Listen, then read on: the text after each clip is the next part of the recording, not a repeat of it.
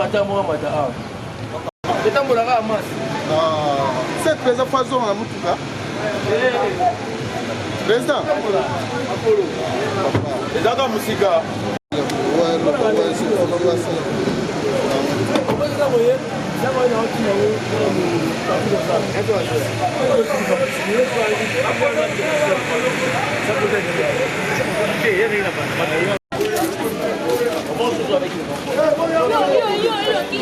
Le système.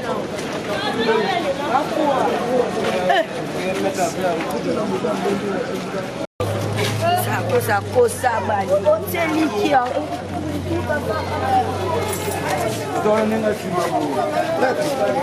ah, qui vient ça de quoi?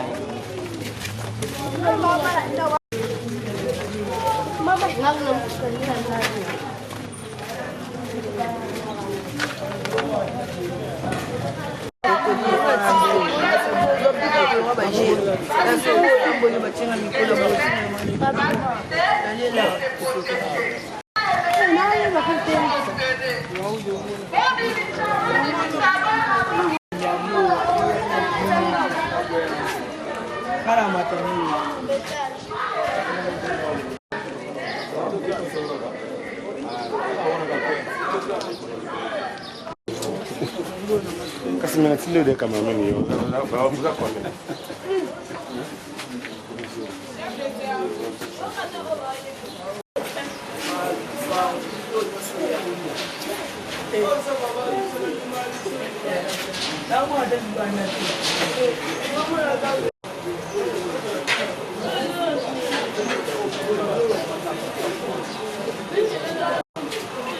Venez. Bana, on va faire un tapage de l'enfant. Bana, c'est ça que faire un directeur. Le monde a le kit.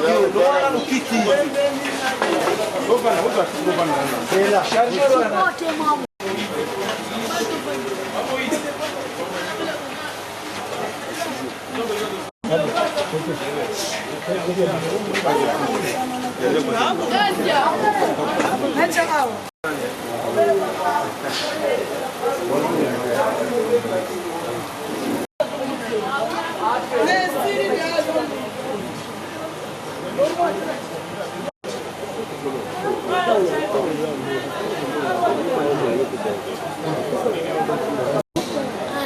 Ekeko. Ah, Ekeko. Bakomi, on ne touche pas.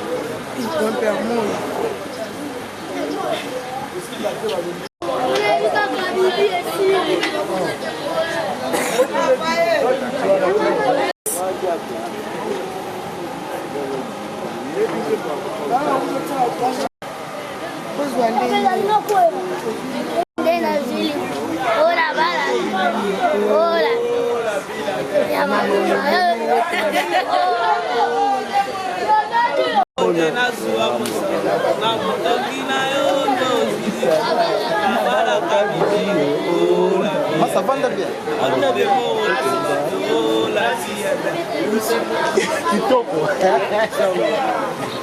Il doit arriver. La bosse doit avoir plus grand.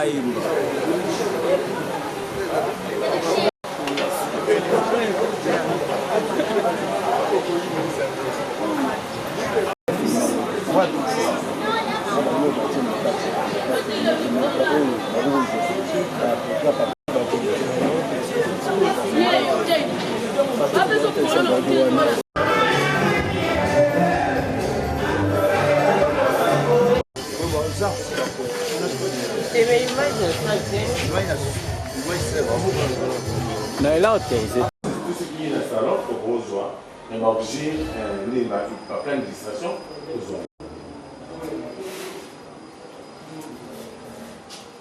Donc, c'est ça. Dites aussi matin, non, on va mériter. On a un espace, il y a beaucoup de gens qui ont des dégâts. Ah, tu as dit que tu as papa ou maman.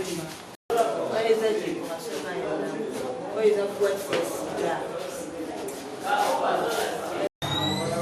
Après, le matin, je suis là.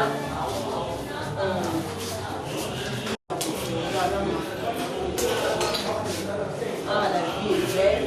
Oui, ça est.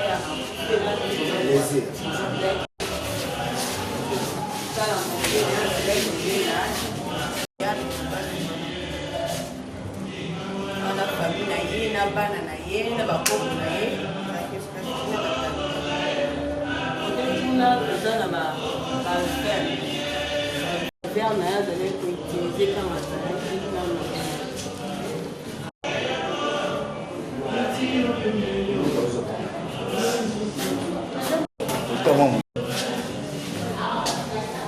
Solo.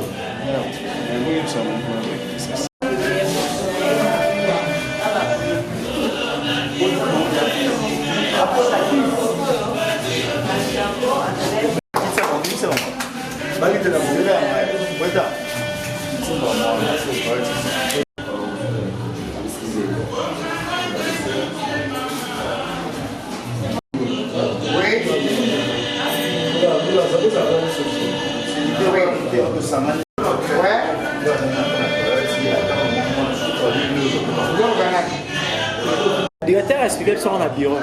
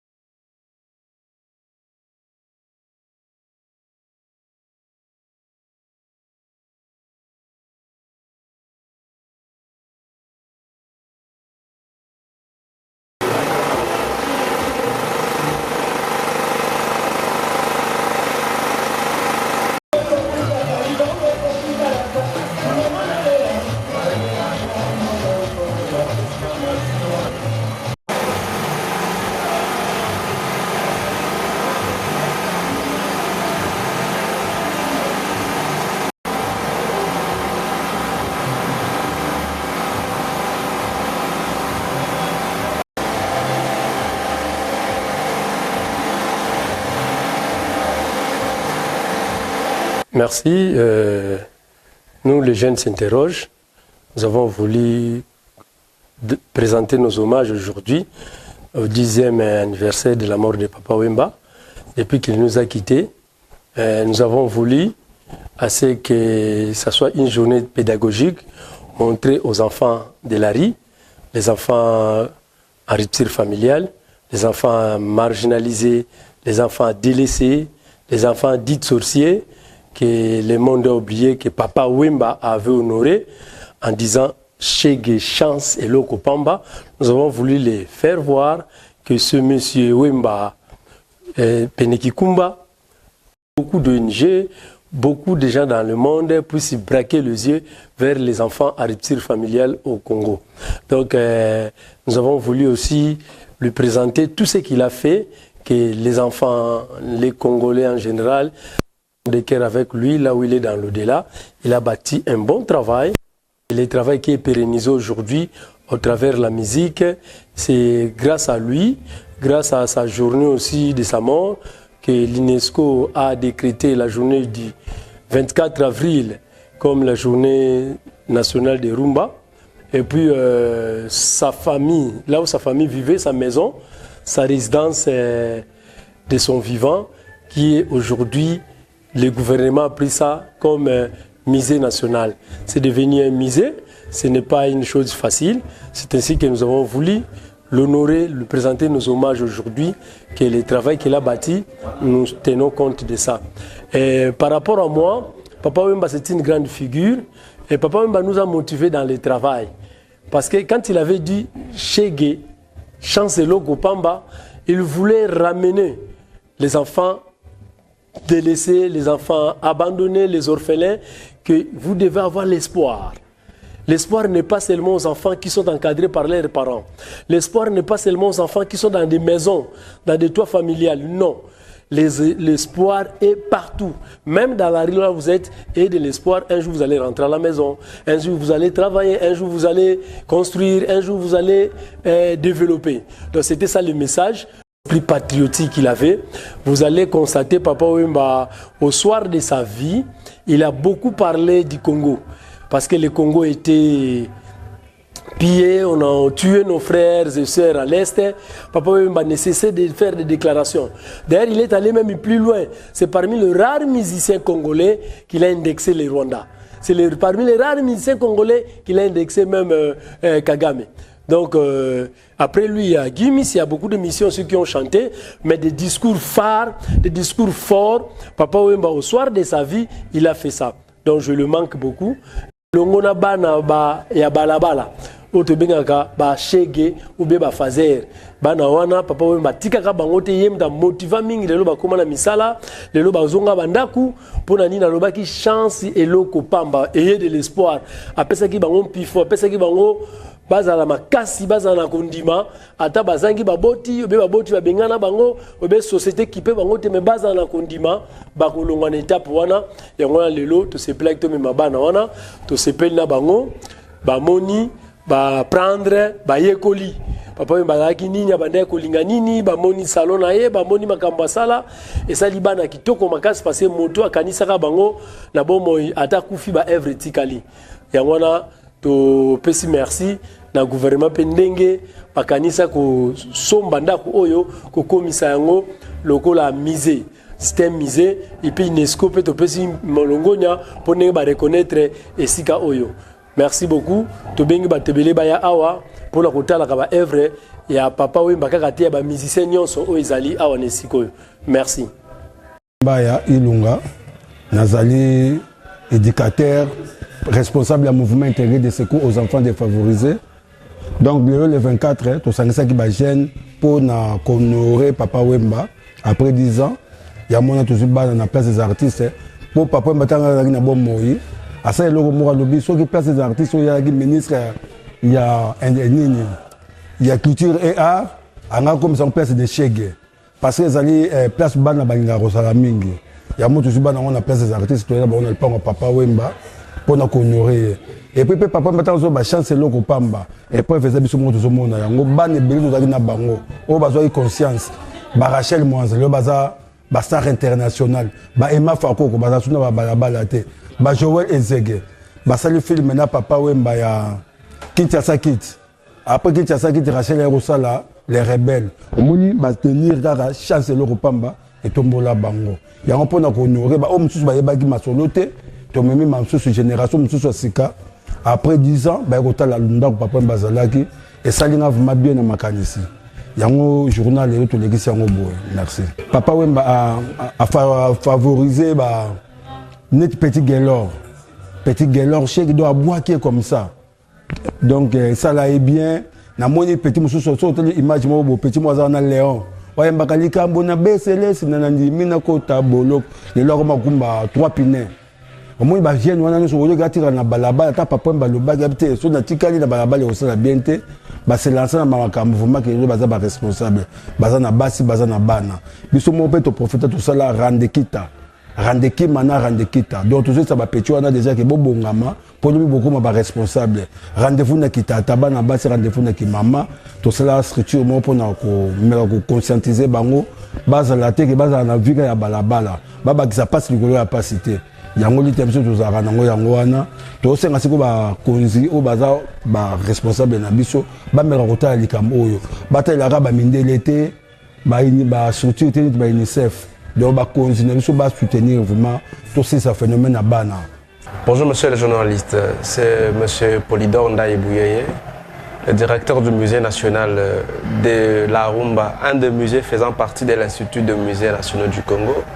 Nous sommes sur ma campagne, avenue de la Forêt numéro 16, commune de Ngaliema. Musée national de la Rumba, c'est un musée dédié à tous les artistes musiciens congolais, les artistes musiciens profanes, les artistes musiciens chrétiens. Ce musée a pour rôle d'archiver les différentes traces de vie de nos artistes musiciens. Depuis 10 ans que l'artiste musicien Papa Wemba nous a laissé, aujourd'hui nous célébrons ces 10 ans et nous lui rendons un hommage vibrant. Triste qu'il nous a laissé, mais aussi c'est une joie immense parce que cette icône de la musique congolaise a honoré notre nation. Nous invitons tous les musiciens de pouvoir déposer leurs objets qui doivent être représentés ici au musée national de la Rumba. Et nous voulons dans ce même cadre rappeler que la rumba congolaise a été inscrite par l'UNESCO comme patrimoine culturel immatériel de l'humanité. Voilà pourquoi il était impérieux que nous ayons un musée national de la rumba pour pouvoir valoriser cette disposition qui a été prise par l'UNESCO.